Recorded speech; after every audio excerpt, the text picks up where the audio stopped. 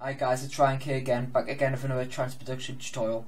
Today we're going to be looking at sound design, probably the most fundamental type of sound you'll see here in trance is the trance supersaw.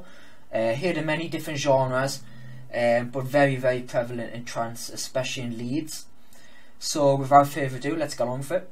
So before I actually start looking at the sound, I think it's very important to mention that it's extremely important, in my opinion, to get yourself used to sound design, so you know how to tweak sounds, tweak presets, as well as come up with stuff from scratch yourself. It's a really good tool to be able to break down sounds in different tracks and understand what makes a track sound good, etc. So, like I do with making many of my sounds, I start off with a melody I know that works. So, for example, for this time I'm using Adam Ellis's Agent Orange melody, which works very well in the trance supersaw, hence because of the very small 16th notes. So what we're going to do, I'm going to open up Spire, and we've pressed the initialized preset, so it's back to the start, and we're going to have a little look to see how I design it. How I start off with more sound design, I'll start off with looking at the oscillators and the raw sound coming from the synthesizer. So we'll start off oscillator 1. This is the supersaw, simple as, that's a square, keep it as a supersaw, so no A on classic mode. We need to make sure the voices, well, not unison, but the overall voices that can be used is on 16 at the same time. And then what we'll do, we'll go straight to the voice mode on oscillator 1.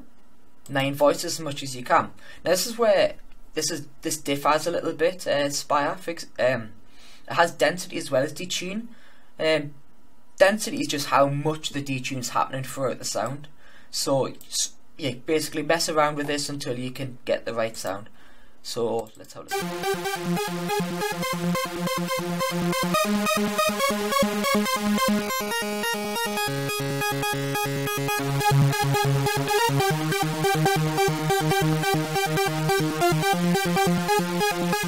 So it might sound crap at the moment, but you have to wait till all of extra stuff comes on. So that sounds okay at the moment. So let's say so, but we need to get it wider. All this does is spread out the voices, basically as well as what detune does. Detune just slightly puts them out of phase, each saw wave. And then the wideness just pushes that wider into soundstage. Right. So one of the main aspects of supersaws is just layers and layers of saw waves and push them different areas in the soundstage to make them sound massive. So that's what we're going to do. We're going to copy the first oscillator onto oscillator 2, so it's exactly the same. And what I'm going to do is I'm going to bring it down an octave. Make sure that's up. It'll sound rubbish to start with, and then I'm going to tweak it to see how it sounds well.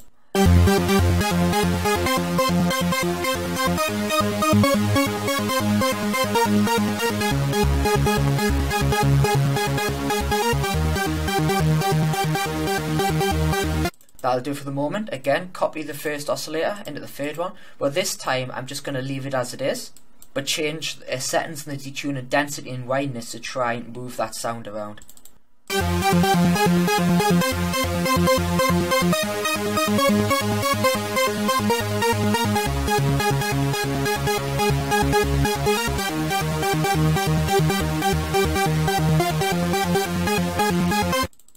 Right, let's make sure we'll do the last oscillator.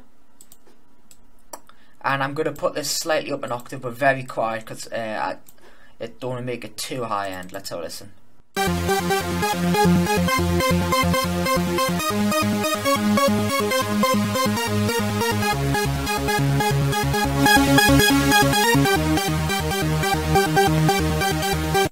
So that's all this setup. Now we're going to have to make sure the envelope of the actual sound sounds right. So the way I like to do it, I don't like to have a full sustain, I quite like it plucky. So I'll bring it down to around halfway and bring the decay up a bit around halfway, so it gives it that pluck sound. Let's have a listen.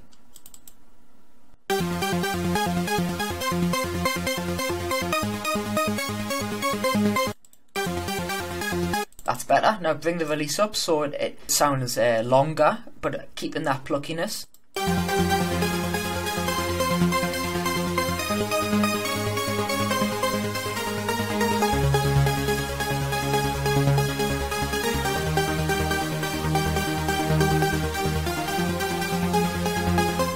didn't quite like that up an octave here, so I'm going to make sure I try it again.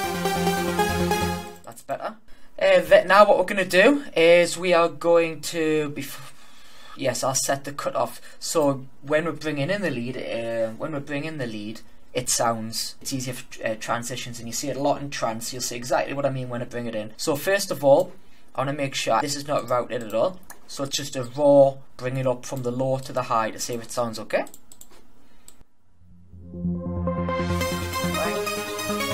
But now we want to have that pluckiness when you come through. So like you hear it a lot in tracks. I'll do it now.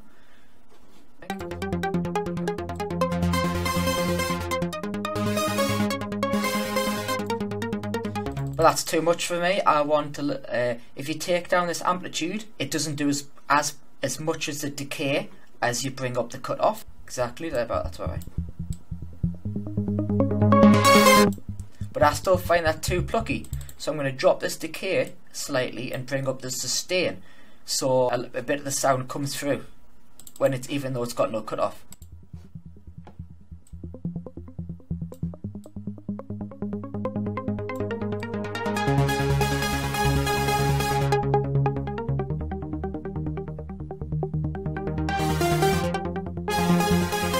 Perfect. If you want to add to that effect of the pluckiness, you can add a little bit of resonance. So when you sweep up the cutoff, there's a little bump in the frequency when you're pushing it up, hence the resonance. So it'll give it a bit like nearly acidy sound if you overdo it.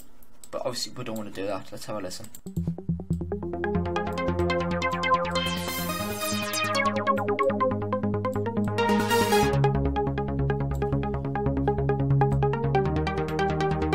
Okay, so we've got all this set up. Now this is where the effects really take hold. Well, the inbuilt EQ for this sound is quite useful, so we're going to have a listen to that to see how it works. So if you press the EQ button, it activates it, and I'll go for it.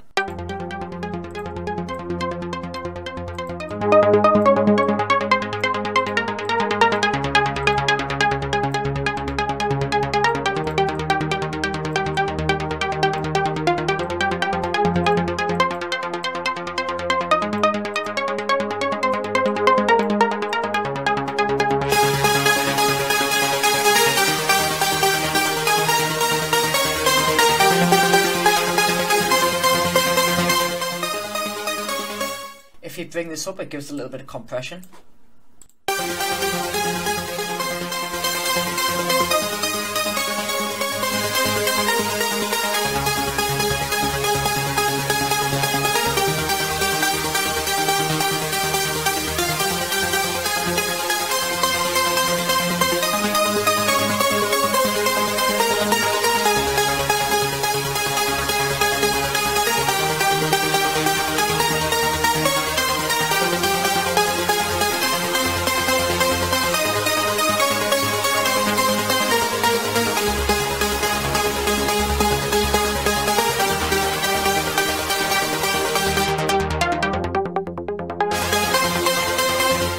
Okay, so we'll move on to the effects up here. So we'll start with the reverb.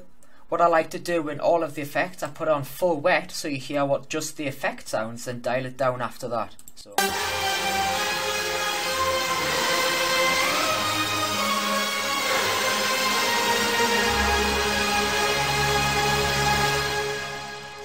I've went for a very big reverb to sound quite epic, fill out the room. But I'll put the wet down a lot more, just so it doesn't ruin the sound.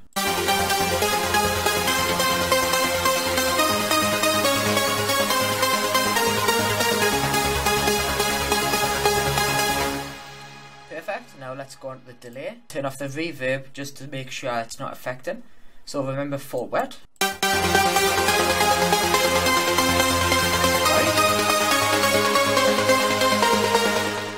Bring the colour up so it affects more the high end than the low, so it prevents it getting really muddy.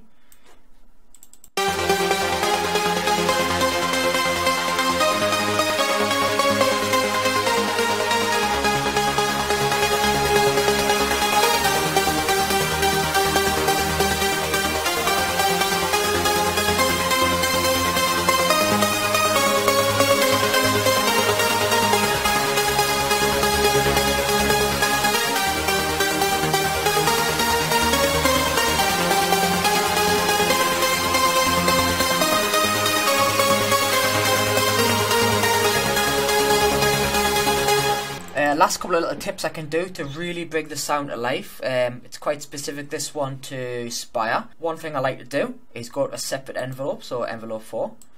Bring the decay up a tiny bit, everything else off. Go on to master out, bring up the EQ high level. So when I'm bringing down the cutoff, or even when I'm not touching the cutoff, the decay will it'll jump up the high level frequency a tiny bit, just to give it a really nice clicky top noise.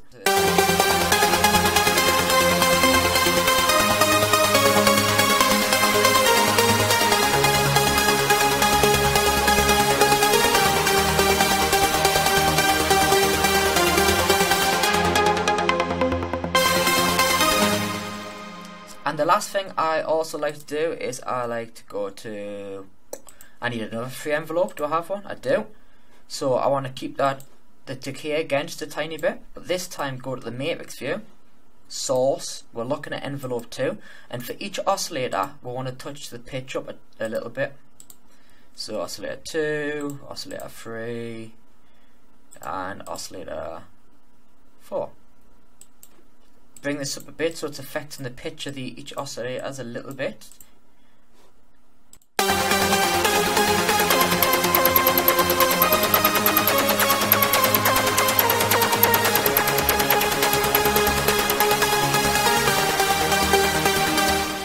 So there you have it, let's have a listen.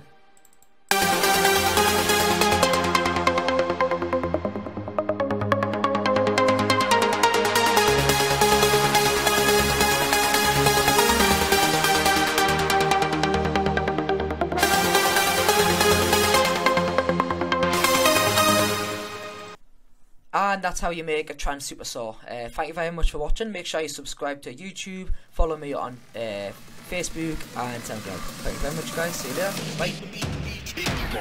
Bye.